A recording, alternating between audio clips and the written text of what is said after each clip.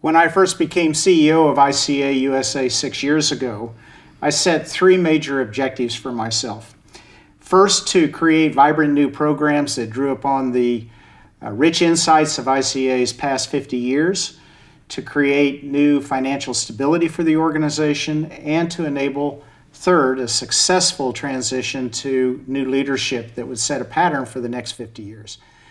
I believe with the creation of the Accelerate 77 program on neighborhood sustainability, the work that we've done with university students and civic engagement, the continuation of the Technology of Participation Facilitation Program, and the recognition that the ICA Greenrise building has obtained as a demonstration of living and working responsibly in the 21st century have all advanced our mission of building a just and equitable society in harmony with planet Earth.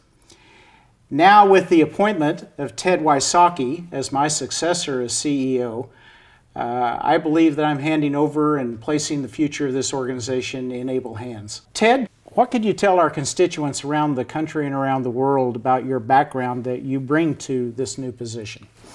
Well, Terry, I started my 40-plus year career in community development right out of graduate school when I went to work for a woman by the name of Gail Sincata. I met her in 1973 as she started building a national coalition of community groups, both African American, Latinos, and whites, to pass what is now referred to as the Federal Community Reinvestment Act, CRA, to require financial institutions to invest in the communities that they're chartered to serve.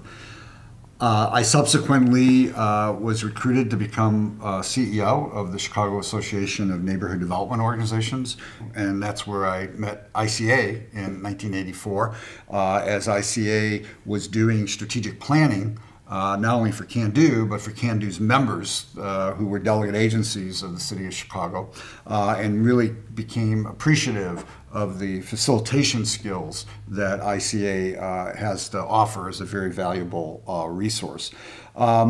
Subsequently, I went to work for a CANDO member, the Local Economic and Employment Development Council, and there what attracted me was the ability of connecting economic development to employment development. And we were involved with doing a whole range of workforce programs, including green collar job training, so training in weatherization, training in solar installation, and really believing that there was a change that needed to happen in our society and that could be creating jobs as a result.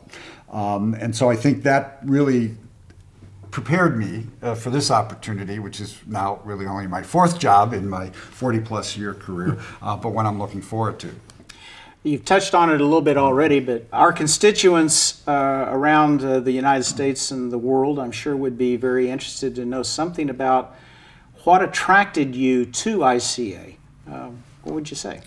Well, the first thing is from my experience of working nationally, citywide, and locally, those are all opportunities that ICA offers.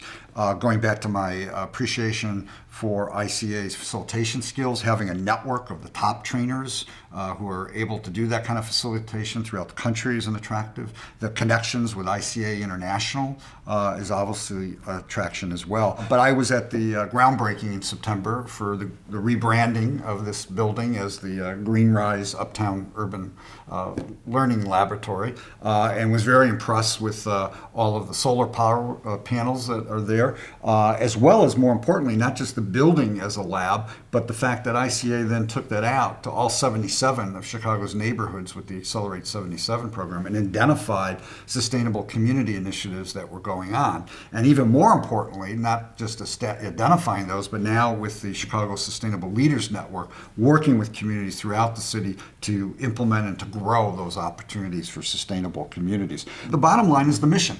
I had an opportunity to do a book review for Shelter Force magazine, which is a trade magazine for community development, of Joseph Stiglitz's The Price of Inequality. That speaks directly to a just and equitable society. Most recently, I've just completed reading Naomi Klein's This Changes Everything, and that book does change everything, and I'm going to be doing a book review for Shelter Force on that as well. So the timing, I think, of having an organization with the depth of 50 years of ICA being engaged with community empowerment throughout the world at this time of being able to do climate action that climate change requires is a credible, unique opportunity for the organization and all of its diverse stakeholders to come together. And so I look forward to these opportunities to get to know all the ICA constituents and stakeholders in the U.S., around the world, and how we could be collaborating and working together. Well, I know they're eager to meet you as well, and on their behalf, let me welcome you aboard. Thanks, Stuart.